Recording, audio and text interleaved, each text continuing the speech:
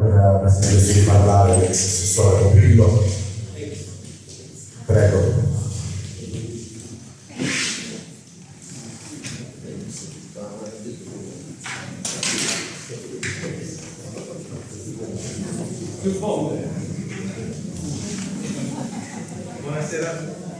Buonasera a tutti. Io ho chiesto di intervenire, non volevo intervenire a dire il vero, però ho chiesto di intervenire perché credo che vada fatto un atto di omaggio in onore della verità e della serietà. Intanto esprimo tutta la mia solidarietà agli studenti, al corpo docente, ai genitori della Riccardo Valentini per la condizione che stanno vivendo. Quello che è venuto fuori questa sera è che ci troviamo in presenza di una situazione che è insostenibile per chi deve applicare il diritto allo studio e lo deve applicare per dovere e obbligo di legge in ambienti sani e salvi. Io però non voglio entrare nel merito delle tante cose che sono state dette, anche perché non mi compete. Volevo dire semplicemente due cose. Uno, non è vero, il sindaco sbaglia quando fa queste affermazioni, perché dimostra o di non dire la verità o di sconoscere come funziona una pubblica amministrazione. Non è vero che questi fondi del DM 180 del 2020 erano disponibili quando si è insediato il sindaco Lofano, a ottobre del 2020, perché a ottobre del 2021 il comune era in dissesto e non aveva un bilancio. Queste somme sono state stanziate con un decreto ministeriale del 2020, di 100.000 euro sono stati stanziati con un provvisorio di dicembre del 2020 e quindi per poter essere utilizzati avevano bisogno di transitare dall'avanzo vincolato. Il Comune di Lentini ha approvato tutti i bilanci dal 2014 in poi nel 2022. Ha approvato il primo bilancio di previsione 2022-2024 a dicembre del 2022, il 29 dicembre del 2022. Fino a tutto il 31 dicembre del 2022 nemmeno un centesimo di quei soldi era utilizzato. Quando a maggio del 2023, perché non è vero che questo problema sorge ai tempi dei Calcidesi quando è sorta Lettina, quando a maggio del 2023 il dirigente scolastico della Riccardo Valentini manda una PEC al comune specificando che c'era il problema della caduta del tetto, devo dire a onor del vero che l'assessore Punzolo si è immediatamente attivata, ma devo dire ad onor del vero, perché a differenza di altri io non sono fazioso, insieme all'assessore Punzolo si è attivato immediatamente il sindaco a maggio del 2023 e noi abbiamo fatto a tempo di record quello che era possibile fare, cioè abbiamo fatto per svincolare l'avanzo vincolato una delibera di preconsuntivo con il risultato di amministrazione a luglio del 2023. Abbiamo fatto l'applicazione dell'avanzo nell'esercizio 2023 del bilancio 2022-2024 ad agosto del 2023, che erano gli unici mezzi attraverso i quali quei 100.000 euro potevano essere utilizzati. E abbiamo approvato a fine luglio del 2023 lo studio di fattibilità per il recupero del tetto della Riccardo Valentini. Quindi noi dal momento in cui abbiamo avuto cognizione del problema a maggio del 2023 abbiamo fatto tutto quello che era possibile fare in 2 mesi. Quella giunta, compreso quel sindaco. Quello che è successo dopo non lo so, ma quelle somme erano disponibili per fare quell'intervento dal mese di settembre del 2023, quando noi da quell'amministrazione siamo andati via.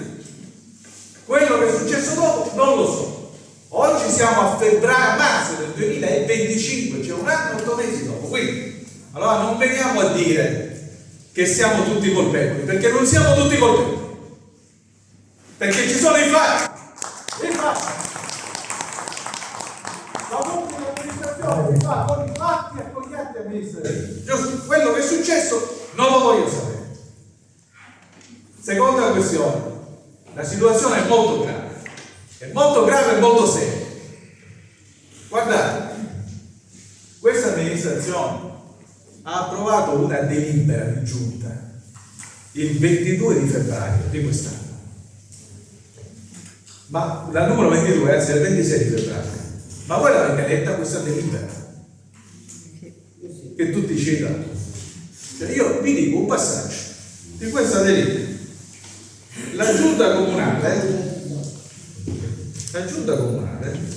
il problema, ragazzi, dobbiamo capirci. La giunta comunale ha scritto in questa delibera che l'edificio in cui vanno i ragazzi, voi, il corpo docente, ve lo leggo testualmente, perché così ce ne rendiamo conto. L'edificio versa in condizioni mediocri di conservazione e presenta uno stato di degrado degli intonaci esterni con parti staccate e o in fase di distacco che costituiscono potenziale pregiudizio della pubblica incolumità.